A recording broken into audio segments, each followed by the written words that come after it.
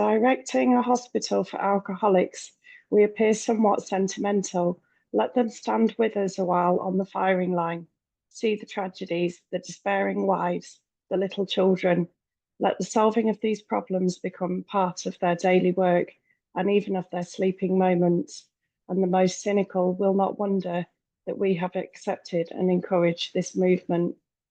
We feel after many years of experience that we have found nothing which has contributed more to the rehabilitation of these men than the altruistic movement now growing up among them. Men and women drink essentially because they like the effect produced by alcohol. The sensation is so elusive that while they admit it is injurious, they cannot after a time differentiate the true from the false. To them, their alcoholic life seems the only normal one. They are restless, irritable, and discontented unless they can again experience the sense of ease and comfort which comes at once by taking a few drinks, drinks which they see others taking with impunity. After they have succumbed to the desire again, as many people do, the phenomenon of craving develops. They pass through the well-known stages of a spree, emerging remorseful with a firm resolution not to drink again. This is repeated over and over, and unless this person can experience an entire psychic change, there is very little hope of his recovery. On the other hand, and strange as this may seem, to those who do not understand, once a psychic change has occurred, the very same person who seemed doomed, who had so many problems he despaired of ever solving them, suddenly finds himself easily able to control his desire for alcohol, the only effort necessary being that required to follow a few simple rules. Men have cried out to me in sincere and despairing appeal, "Doctor, I cannot go on like this. I have everything to live for. I must stop, but I cannot. You must help me." Faced with this problem, if a doctor is honest with himself, he must sometimes feel his own inadequacy. Although he gives all that is in him, it's often not enough. One feels that something more than human power is needed to produce the essential psychic change. Though the aggregate of recoveries resulting from psychiatric effort is considerable, we physicians must admit we have made little impression upon the problem as a whole. Many types do not respond to the ordinary pass.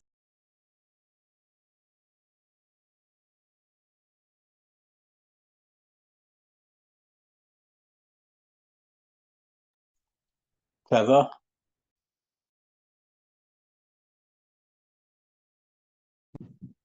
Yes. Many types do not respond to the ordinary psychological approach. I do not hold with those who believe that alcoholism is entirely a problem of mental control. I've had many men who had, for example, worked on a period of months on some problem or business deal, which was to be settled on a certain date favourably to them. They took a drink a day or so prior to the date, and then the phenomenon of craving at once became paramount to all other interests, so that the important appointment was not met. These men were not drinking to escape, they were drinking to overcome a craving beyond their mental control. There are many situations which arise out of the phenomenon of craving, which cause men to make the supreme sacrifice rather than continue to fight. The classification of alcoholics seems most difficult, and in much detail is outside the scope of this book. There are, of course, the psychopaths, who are emotionally unstable. We're familiar with this type. They're always going on the wagon for keeps. They are over remorseful and make many resolutions, but never a decision. There's a type of man who's unwilling to admit he cannot take a drink. He plans various ways of drinking. He changes his brand or his environment. There's a type who always believes that after being entirely free from alcohol for a period of time, he can take a drink without danger, There is the manic depressive type, who is perhaps the least understood by his friends, and about whom a whole chapter could be written. Then there are types entirely normal in every respect, except in the effect alcohol has upon them. They're often able, intelligent, friendly people. All these and many others have one symptom in common. They cannot start drinking without developing the phenomenon of craving. This phenomenon, as we've suggested, may be the manifestation of an allergy which differentiates these people and sets them apart as a distinct entity. It has never been, by any treatment with which we are familiar, permanently eradicated. The only relief we have to suggest is entire abstinence. This immediately precipitates us into a seething cauldron of debate. Much has been written pro and con, but among physicians, the general opinion seems to be that most chronic alcoholics are doomed. What is the solution? Perhaps I can best answer this by relating experiences. About 1 year prior to this experience, a man was brought in to be treated for chronic alcoholism. He had but partially recovered from a gastric hemorrhage and seemed to be a case of pathological mental deterioration. He had lost everything worthwhile in life and was only living, one might say, to drink. He frankly admitted and believed that for him there was no hope. Following the elimination of alcohol, there was found to be no permanent brain injury. He accepted the plan outlined in this book. 1 year later, he called to see me, and I experienced a very strange sensation. I knew the man by name and partly recognized his features, but there all resemblance ended. From a trembling, despairing, nervous wreck had emerged a man brimming over with self-reliance and contentment. I talked with him for some time, but was not able to bring myself to feel that I had known him before. To me, he was a stranger, and so he left me. A long time has passed, with no return to alcohol. When I need a mental uplift, I often think of another case, brought in by a physician prominent in New York. The patient had made his own diagnosis, and deciding his situation hopeless, had hidden in a deserted barn, determined to die. He was rescued by a searching party and in desperate condition brought to me. Following his physical rehabilitation, he had a talk with me in which he frankly stated he thought the treatment a waste of effort, unless I could assure him, which no one ever had, that in the future he would have the willpower to resist the impulse to drink. His alcoholic problem was so complex and his depression so great that we felt his only hope would be through what we then called moral psychology, and we doubted if even that would have any effect. However, he did become sold on the ideas contained in this book. He has not had a drink for a great many years. I see him now and then, and he is as fine a specimen of manhood as one could wish to meet. I earnestly advise every alcoholic to read this book through, and though perhaps he came to scoff, he may remain to pray. William D. Silkworth, MD. Lovely. Brilliant, Thank you Trevor. for reading. That was really great. Thank you very much indeed, Trevor and Celine. That was beautifully read. Paul, clean by the grace of God, the company I keep, the literature I read, prayers I pray, morning devotions, nightly inventory, working with others. And staying in these steps on a daily basis and trying to live in the spirit, not the flesh. That's precisely how I'm clean today, folks, and there is a solution. You never need to drink and drug again, but it is a lifestyle and it is a commitment. It begins with those morning devotions. Yeah, it's a good day to have a good day, family. Good food, help others, go on quietly. And, you know, a big part of this lifestyle is carrying this message to others. And we've just had the doctors, or the second half, this is part 2 on a series on the doctor's opinion and sponsorship, an unusual combination. So in my experience, less than half the folk that go through these 12 steps go on to consistently take others through the 12 steps. That's my experience over many years, probably quite a bit less than half.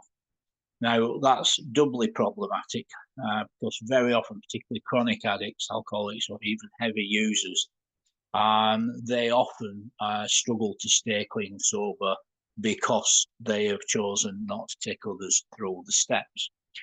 Also, it means there's less availability of sponsors to take folk through the steps, which, of course, is problematic. Folk die every 6 seconds of addiction in the world.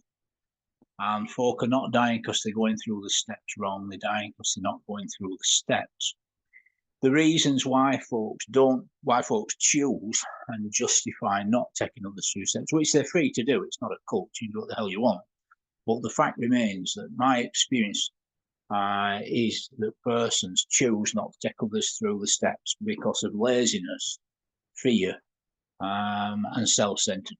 In fact, it's always those reasons. You know, they'll justify and rationalise, but that's what it boils down to: laziness, self-centeredness, and fear. Now, the fear aspect is rational and irrational. You know, a lot of folks don't feel confident or informed enough. Well, on the Cocaine Anonymous YouTube channel, if you go to YouTube, type in the words Cocaine Anonymous 12-step, the word 12, you will see the CA YouTube channel. On there. There's 3 podcasts. What is sponsorship? Am I ready to become a sponsor? And how do I sponsor? So there's a lot of help available and a lot of information available to guide you through taking folk through these wonderful steps. Now, initially, your first point of contact with an addict who wants to go through the steps, you need to establish a few things. How sane are they?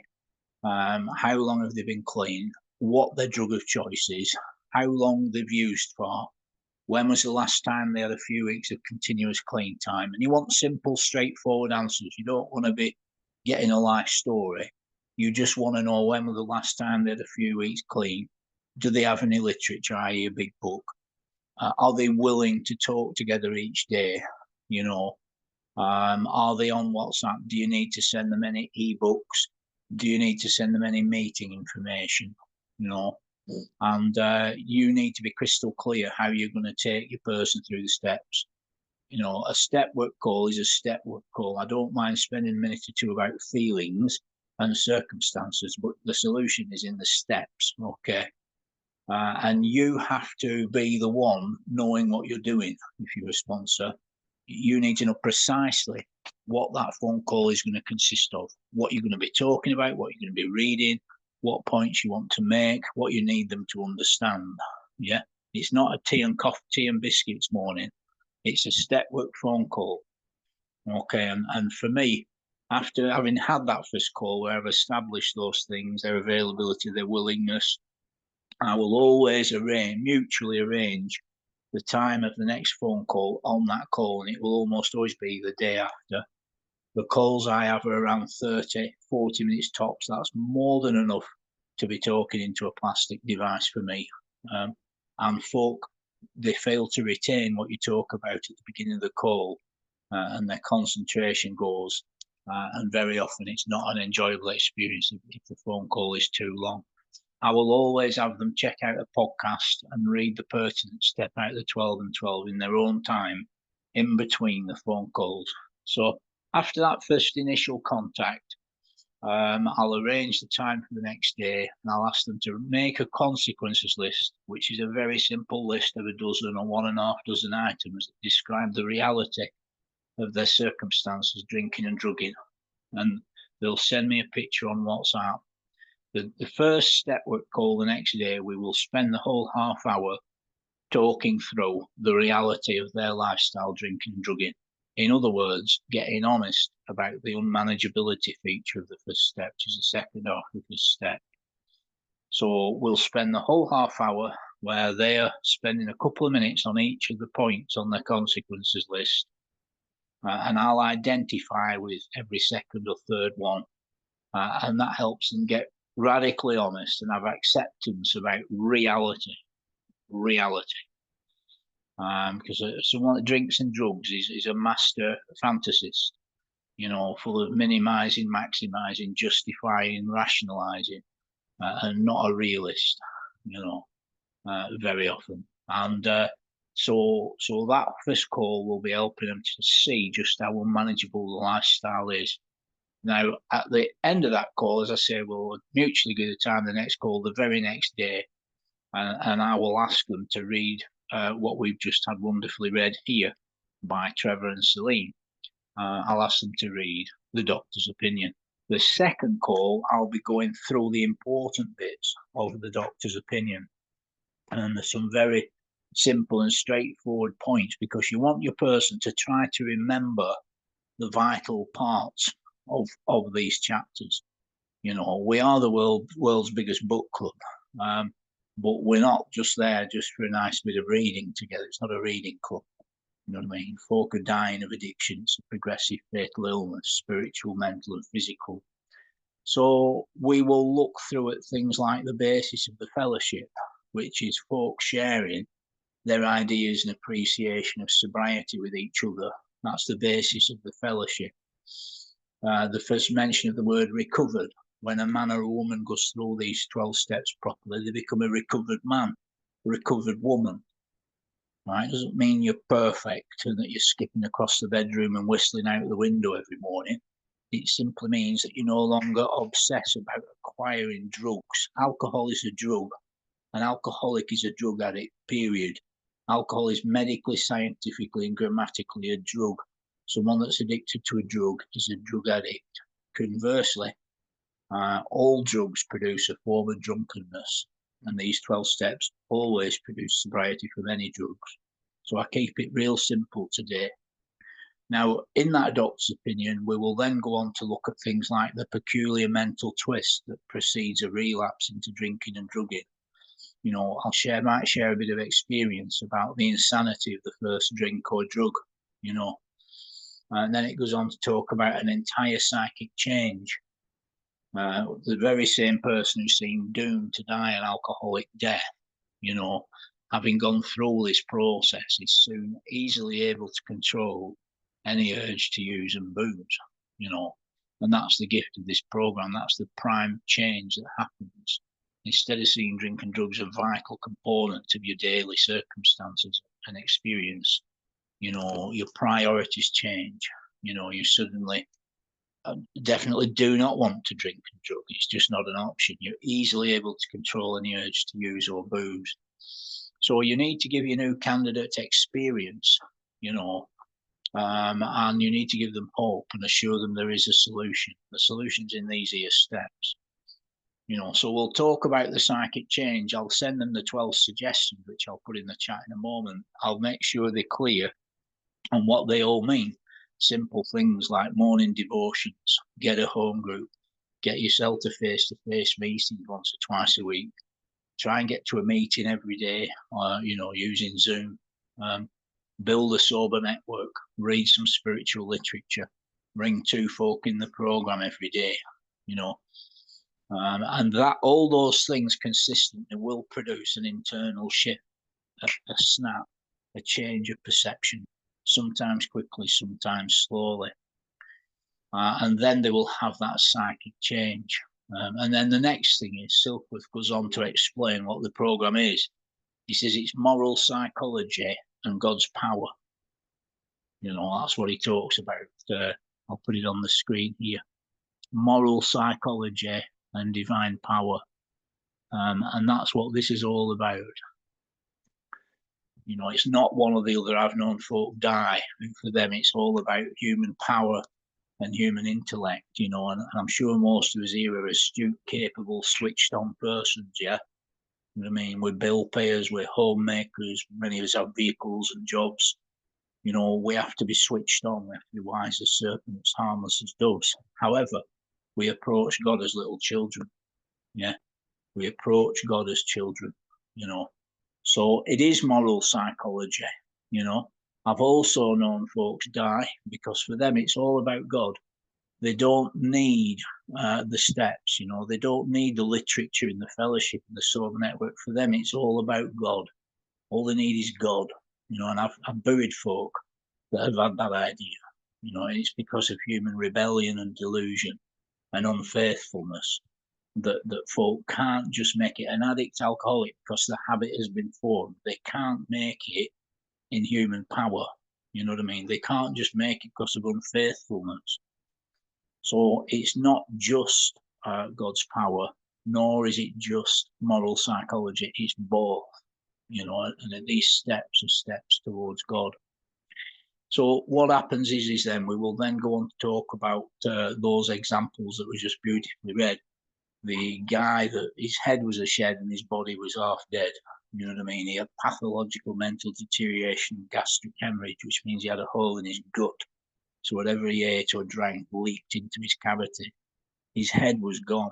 However, once he'd put down the alcohol or drugs, his physiognomy, his body cleared up and his mind cleared up, and he suddenly became a new man. He came to see Silkworth a year later, and Silkworth barely recognised him. The same man accepted the plan in this book, and he became a recovered man. You know, so getting into sponsorship, friends, you only, if it's your first time, I mean, it's an evolutionary thing. You know what I mean? All good sponsors constantly evolve how they work with others. I've got 5 or 6 different ways to work with men and women, you know, and it's a constant state of evolution. Some folk have got 4 children, 2 jobs and 2 cars. You know what I mean? Some folk haven't got anyone. You know what I mean? There's often a bit of life coaching involved. You've got to support folk emotionally sometimes. It's not all cut and dried as it's sponsorship. You know what I mean? It's not a perfect dynamic. But if it's your first time sponsoring, I'm hoping there's some folk listening to this that haven't yet sponsored because of fear or laziness or self-centeredness. And that fear, as I say, can be rational and irrational. There's nothing to fear about it. You're not going to harm anyone asking them to send you a consequences list and spending half an hour talking about it with them. You're not going to harm anyone sharing your opinion and experience on the doctor's opinion and the big book. You're not. If they drink a drug again, that's on them totally.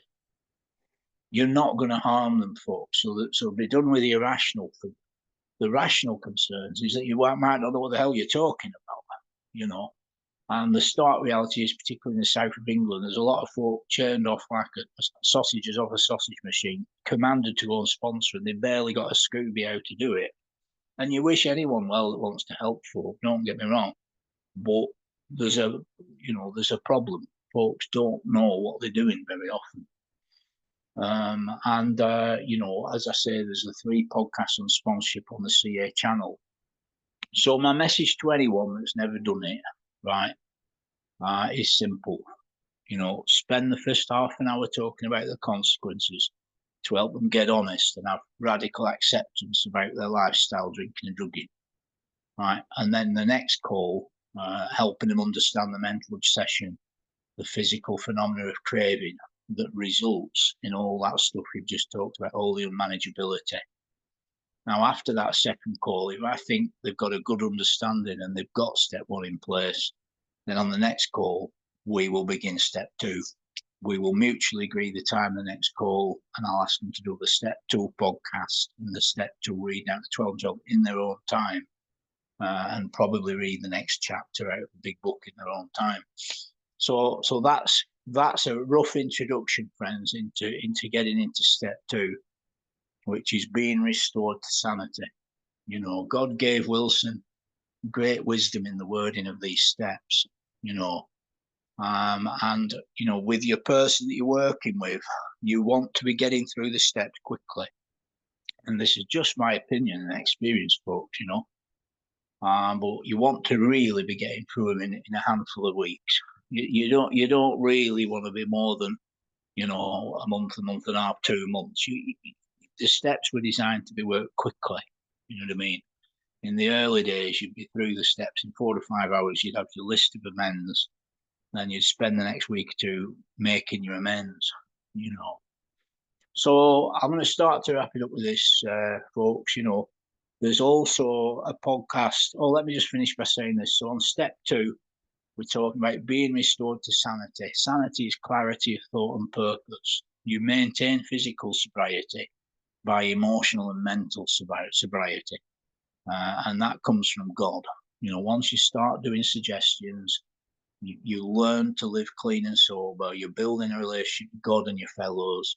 You're building a network. You're doing morning devotions. You will start to change your perceptions, your outlook, your priorities will shift. And so we'll talk about that in step 2.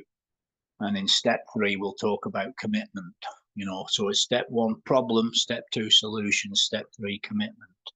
Honesty, open-mindedness, willingness, you know. And for me, in step 3, part of the conversation is what's going to be the evidence of your commitment? Showing up at meetings, keeping step goals, taking suggestions, encouraging others, good self-care, you know, wise choices. These are all evidence of your commitment to God, you know. Now, a lady in Canada and we recorded a podcast on getting through 4 and 5 efficiently. 4 and 5, you know, again, you know, it's not a psychiatry session. You know what I mean? It's just the big things. You know, if you've got anyone with more than 2.5 dozen resentments, that's too many. You know what I mean? Self-obsession is not spirituality. Paralysis by analysis. You're just writing down the things you're angry about, who you're angry at, why you're angry at them, how it makes you feel, what's your part, are you willing to forgive them, what's the solution, what are to do instead. That's how I do resentments. On to the next line, you know, boom, boom, boom. And then on the next day, it might take 2 or 3 days to get through the resentments, the fears.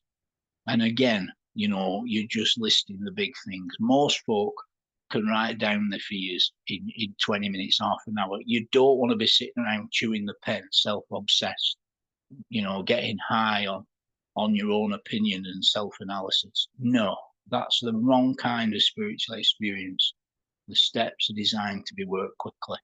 So on the CA YouTube channel, Jess and I record a podcast on getting through 4 and 5. When you start the steps with someone, you want to be completing the steps, right? You need to know precisely how you're going to efficiently get them through fairly quickly. You're not going to get stuck. Make it clear at the beginning. You're not going to be giving them militant instructions, but they must keep the mutually agreed appointments and do the bits and bobs in between. It's not a big ask. Anyway, that's more than enough out of me. There's lots more resources on the Cocaine Anonymous YouTube channel, and I'm gonna leave it there. I appreciate you letting me share, and I shall pass it back to the group.